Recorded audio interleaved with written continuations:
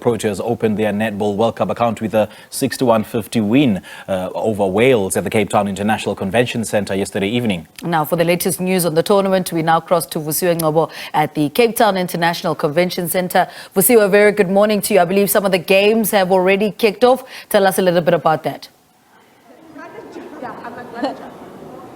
Good morning, Lebu, as well as to our viewers at home. As you can see, there's a lot of excitement here behind me with the chit-chatting. So I'm going to bring in Unati. Unati is a hockey girl, but this is what we love about netball and South Africans. We support each other through and through. How are you finding the netball? So exciting, so riveting. I'm learning so much as well. Like, I'm learning about positions, who can go into what zones, what are you allowed to do, what is it, contact, all that stuff. And then the defense, when they have to do all this stuff, wonderful. Yeah. When they do that, yeah. So wonderful. Also finding out, in terms of ranking, which has been interesting for me, to find out the countries that are dominating, the countries that are not dominating, the surprise performers as well. So I'm really, really enjoying it. Uganda and New Zealand right now, and it's toe-to-toe. It is pretty much toe-to-toe. I'm very excited about that because, Zimbabwe had a very tough time yesterday, and at least Uganda, they bring us back when it comes to continental pride. They are indeed. I'm gonna take this from you, and I'm gonna give it to Kinelwe to hold for you. I want you to show me. I want you to show me like what you've learned so far in terms of like when the people catch the ball. You also want to be on TV. One day soon. Okay, she knows us. Let's see. So what do you want to know? Catch the ball. Let's see. Oh. Okay, Chesa, and then you can't move your landing foot. Move the other one. Yes, that you can do. Okay, let me show you one of my favorites. So I do play netball. I'm a netball girl, but I'm going to show you one of my favorites. Are you ready for this one? Please. Show me. Normally the goal attacks and the goal shooters, right? Because you want to get as close as you can to the pole if you're a bit far. Bashailis. He lets us at Trinidad. He lets us at Trinidad. Is all. I was saying, I'm like, the goal attack. The goal attack. She was going in that direction, eh? Yes. Caught the ball in that direction.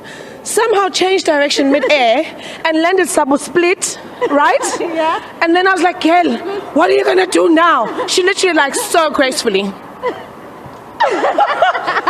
I love netball. We love netball. But let's also bring in Kinelwe as well as Sino over here. You can take back the drink. Thank you.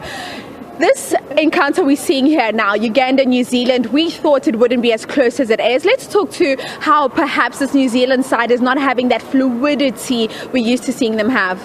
Well, I think Uganda, like I said, is a team that plays very unorthodox netball. Like we said, it's not only the short passes, but they don't have structures. They don't really have units as consistent as New Zealand. And it's difficult as a structured team to play against that. How do you combat something that you cannot plan against?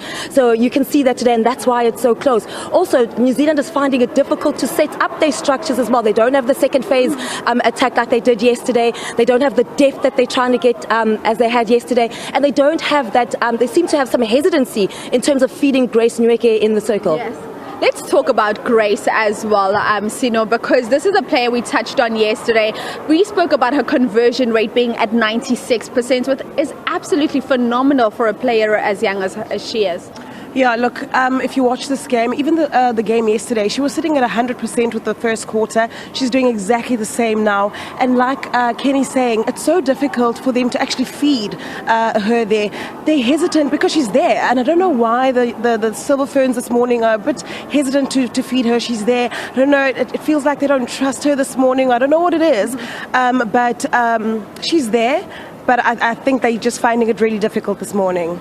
Kinelwe, as a former player, let's talk about how hectic it is for you to have to play these games so consistently, because we saw this New Zealand side in action yesterday morning. They're in action again today and, of course, again tomorrow.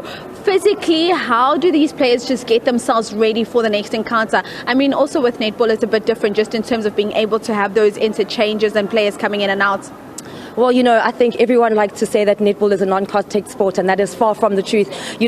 Game in and game out, you're getting battered by a defender, the physicality that you need in terms of being able to bring ball down or transition. So it really is difficult on the body, but also on the mind. You've been training for this for 4 years, and it's finally arrived, and you guys have a goal, and it's difficult to be outside of your home country and be able to produce the results that you want. So I think overall it is a very difficult, situation to be in, but these are things that the players train for, and that's why they have a good team behind them that will ensure that they are good and ready each and every game to get on court and be able to produce the results that the coach wants. Okay, finally, before I go back to Nati, we talk about the two dominant nations in netball, New Zealand as well as Australia. From what you've seen so far, Sino, where is it going? Because we know they've won every single World Cup between the two of them. Just the one time, Trinidad and Tobago getting their foot in there, but it was a three-way tie. I'm gonna give it to New Zealand. I think the way that they're looking, I'm gonna give it to New Zealand because they are the defending champions. And if you look at how they're playing right now, they really are going to be the ones to take this one. Even just as a team, and how the coach is with the players, and just the team morale as a whole is looking really good for them. Yes, they might look like this morning they're not where they want to be, but I know that they can come back. So I'll give it to them. But we're still going to see the diamonds a bit later.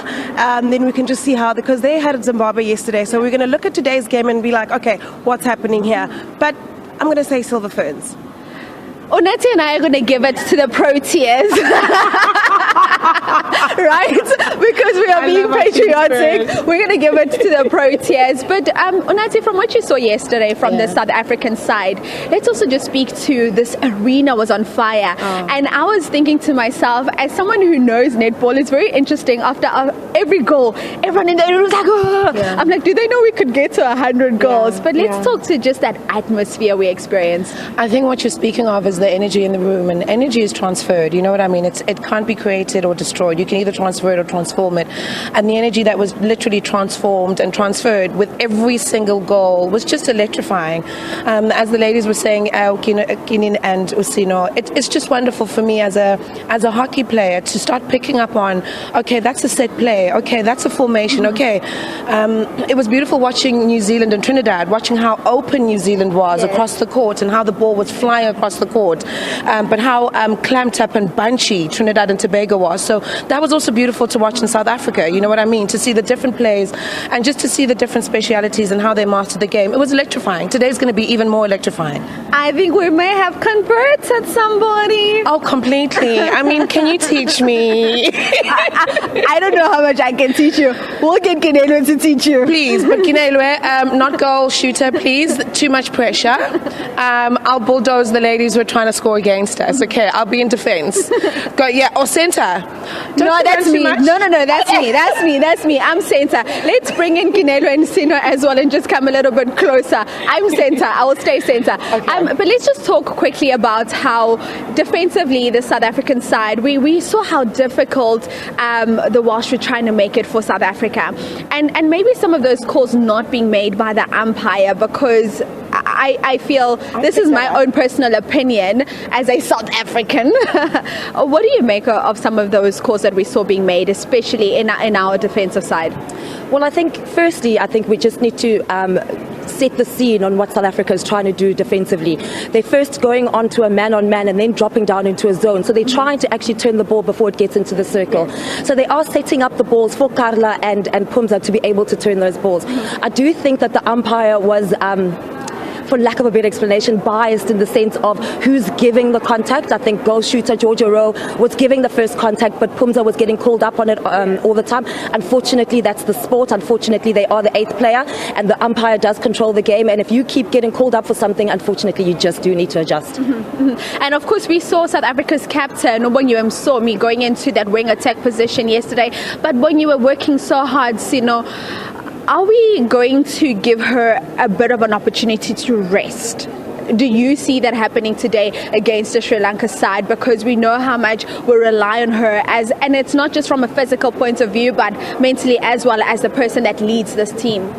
100%. So I think I spoke about this yesterday as well, where I was like, I actually prefer her on the wing attack because we usually use her for the entire game. And you have a Chawane on the center. And the nice thing is that we didn't put Izet in yesterday, so we can put her on a wing attack or put Chawane on a wing attack and, you know, her on the center. Rest her for, I'm going to call it the bigger game that we have tomorrow. And also, she can lead from the bench as well. Just give her body that rest. She's still going to be there as a mental strength for our team because she does that really well on and off the court. So we have that to our advantage as well. And we have Izet Giselle. So we're okay with her on the bench just to rest her for a bit, yeah. Now, before we wrap up and go back to the studio in Joburg, let's see, is the studio still on? Unathi, did you hang up on studio in Johannesburg? I think I did. I think they were calling. They were calling. Okay, okay, it's fine. Phone number. She's busy. Studio in Johannesburg. You can call me again. It's my earpiece. Okay, you can call me again, studio. Unathi, something else that, and I believe you'd be someone that would be so pro this. With the South African team, we saw our Carla Proteas, who's our vice captain, taking time off to go have a child, and then she came back like she never left. We also saw Elenice Botchita taking time out because she just said she wanted to focus on her mental health. Also has come back like she's never left. As an athlete, I mean, you are an athlete. How important do you think it is to just be able to step back every now and again and just say, I need to take care of me? It's exactly what Sina was saying. Your strength is in your rest. You know, your strength is in your rest because you rest psychologically, you rest physically as well, and you can't get any answers when you're busy on the field. So when you take a step back, you rest your body, it feeds itself again, finds the strength again, but also in the silence of not being on the field, you're allowing yourself to go through your previous plays, go through what you want to improve on, and come back stronger. So I strongly believe in rest, and I strongly believe in taking time out to have a full perspective of what you're looking at. So yeah, rest. That's where we get our strength. Come on, we have to. Chessa! All right. I don't know where the studio in Johannesburg is. Unathi didn't answer their call when they called me. But that's basically how we're going to wrap it up for today from right here out in Cape Town. It's been phenomenal. It's the first 2 days of the Netball World Cup. We saw an amazing opening ceremony yesterday. And of course, SABC will continue to keep you updated on all the latest from the Women's World Cup. From myself, Vusiwe Ngcobo, Unathi over here, Guinea over here, and Sino over there. Until next time, it's goodbye.